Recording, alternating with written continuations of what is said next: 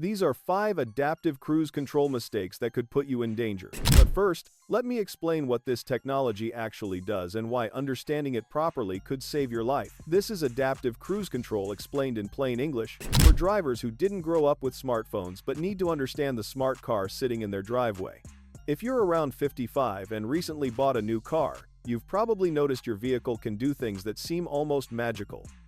Your car maintains its distance from the vehicle ahead automatically, slows down when traffic gets heavy, and speeds back up when the road clears.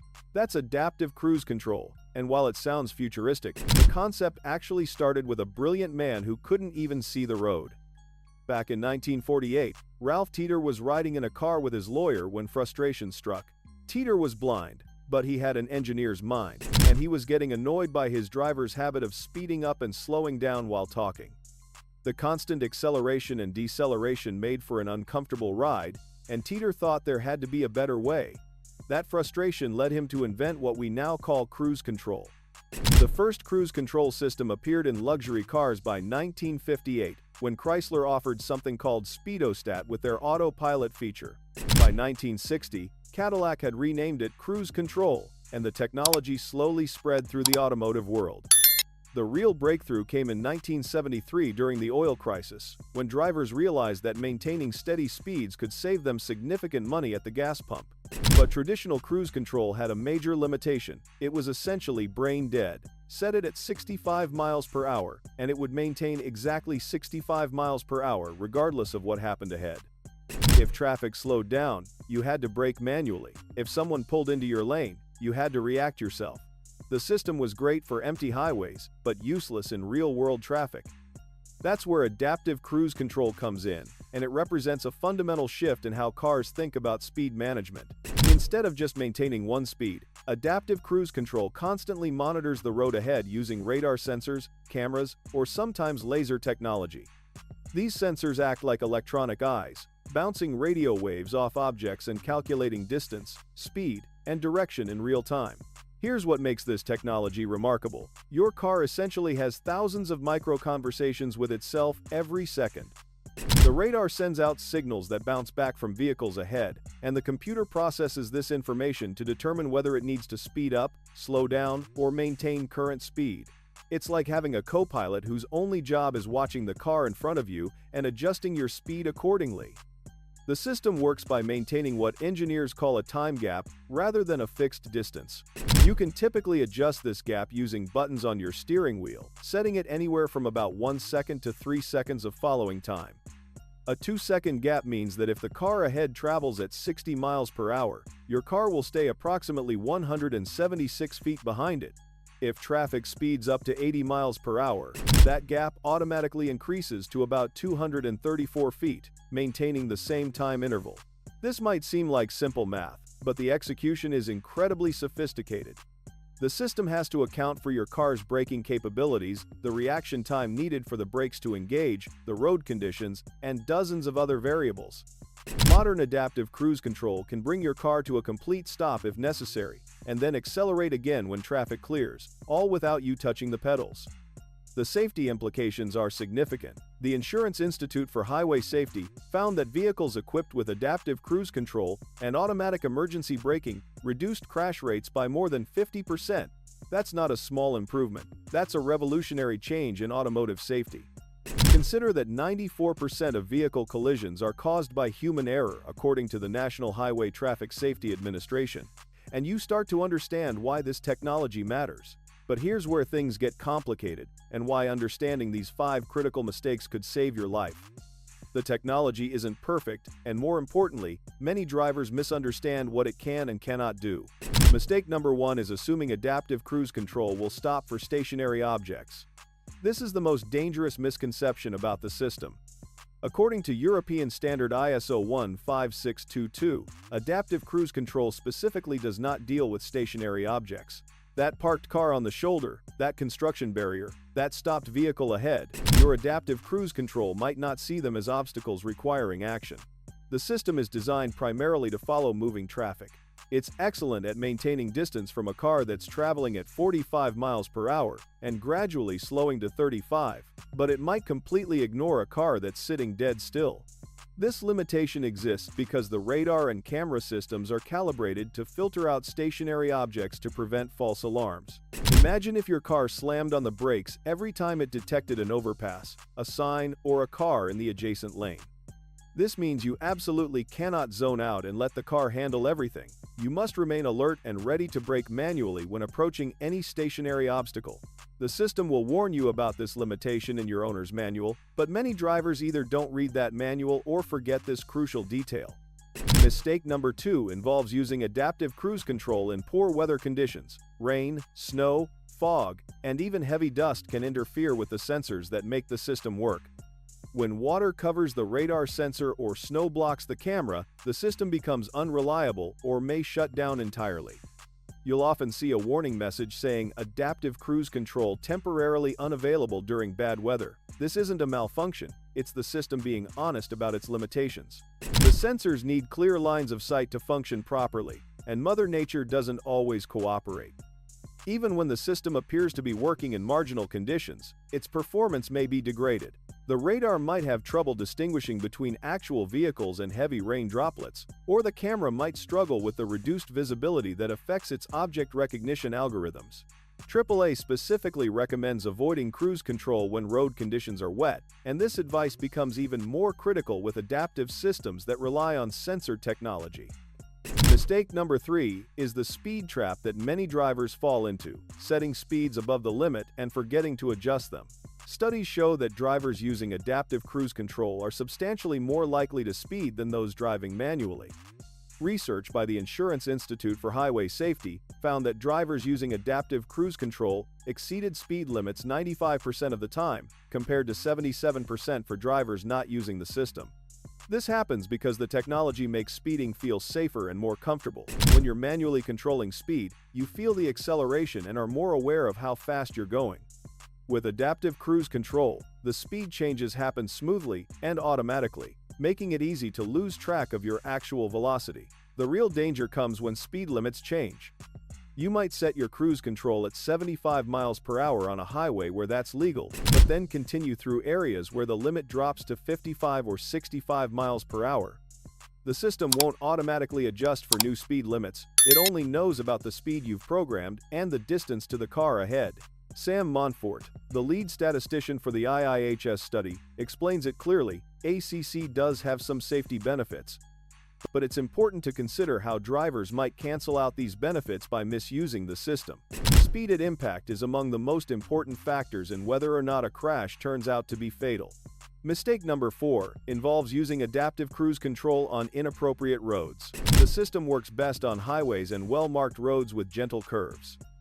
It struggles significantly on winding roads, steep hills, freeway entrance and exit ramps, and anywhere the path ahead isn't clearly predictable. The problem with curves is that radar and camera systems have limited range and angle of detection. When you're following a car around a sharp curve, your sensors might lose track of that vehicle momentarily, causing the system to either speed up unexpectedly or brake unnecessarily. Many drivers report their adaptive cruise control getting confused when the car they're following moves to one side to make a turn. Hills present different challenges. Going up a steep hill, the system might not anticipate the need for more power until your speed has already dropped significantly. Going downhill, it might not use engine braking effectively, relying too heavily on the friction brakes. This leads to something called phantom braking, where your car suddenly slows down dramatically even though there's no obstacle ahead. Phantom braking can be triggered by bridges, overpasses, highway signs, shadows on the road, sharp curves, or even metallic objects like guardrails that confuse the radar.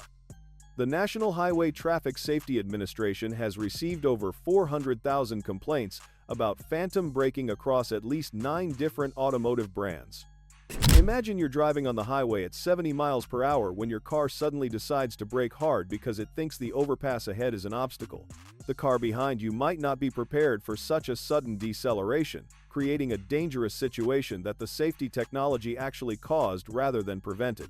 The 5th and most critical mistake is treating adaptive cruise control as a self-driving feature. It's not. Greg Brannon, Director of Automotive Engineering for AAA, calls adaptive cruise control one of the most effective driver assistance technologies we have, but he emphasizes that it's an assistant, not a replacement for an alert driver. The system cannot detect traffic lights, stop signs, pedestrians, cyclists, or emergency vehicles.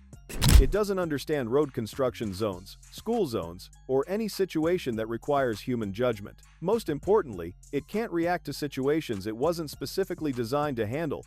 Under the Society of Automotive Engineers classification system, most adaptive cruise control systems are considered Level 1 automation. This means they can control longitudinal movement, speeding up and slowing down, but they require continuous driver supervision. Even when combined with steering assistance to create Level 2 automation, these systems are explicitly not self-driving technology. The best approach is to treat adaptive cruise control exactly as its name suggests, as cruise control that adapts.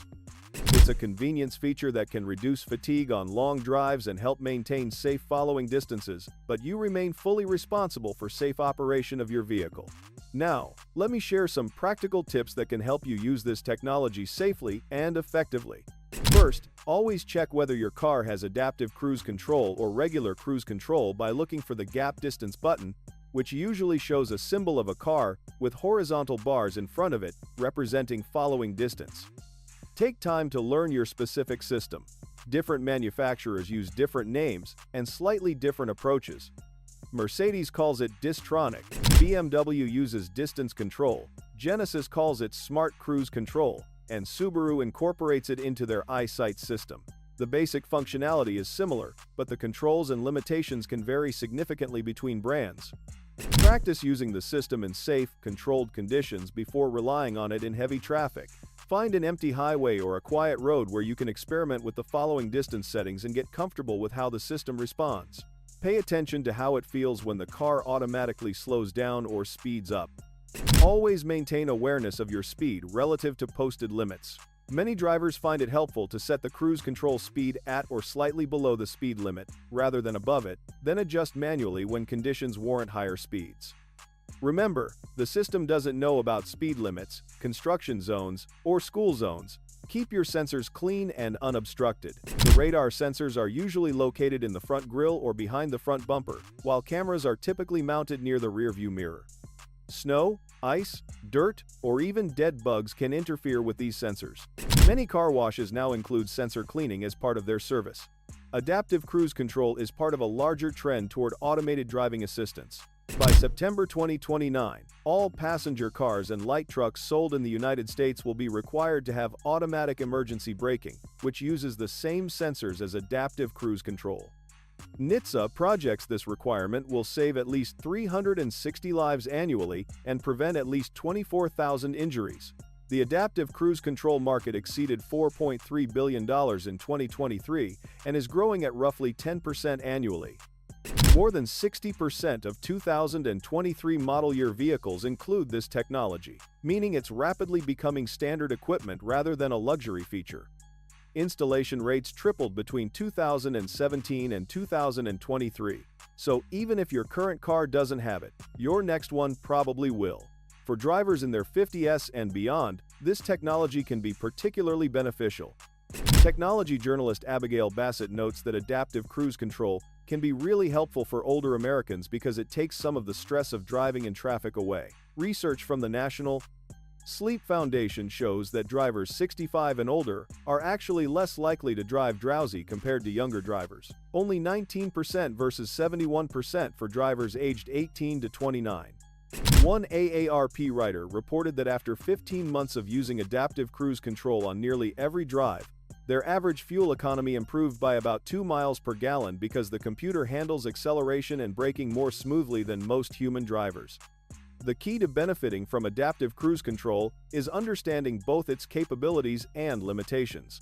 When used appropriately, it can reduce driving fatigue, improve fuel economy, and enhance safety. When misused or misunderstood, it can create new risks that didn't exist with traditional driving. Think of adaptive cruise control as a highly skilled driving assistant who never gets tired, never gets distracted, and can react faster than humanly possible to certain situations. But like any assistant, it has specific skills and specific limitations. Your job as the driver is to understand what those skills and limitations are, then use the assistant effectively while remaining in charge of the overall operation. The technology will continue evolving and improving, but the fundamental principle will remain the same. These systems are designed to assist human drivers, not replace them. The cars of 2024 are smarter than ever before, but they still need smart drivers to operate them safely. Understanding adaptive cruise control isn't just about learning one feature of your car. It's about preparing yourself for a future where vehicles become increasingly automated, while drivers retain ultimate responsibility for safe operation. By avoiding these 5 common mistakes and approaching the technology with both enthusiasm and appropriate caution, you can enjoy the benefits of adaptive cruise control while maintaining the safety that should always be every driver's top priority.